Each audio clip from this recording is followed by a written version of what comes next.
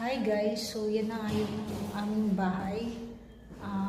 Malinis pa siya. I mean, wala pang laman kahit isa. I-renovate pa lang. So yun, clear. And then, here, above, clear pa talaga siya. Lalagyan pa siya ng partition once na ma-renovate na siya. Napagod din, no? Second floor pa lang. Pagod na. Ay, nako. Napagod talaga ako sa biyahe. And this one, nakalak na yung CR. So, yun lang naman. Hingal. Ayan siya. Ayan siya, guys. May kita nyo. Yan yung mga kapitbahay ko. Yan.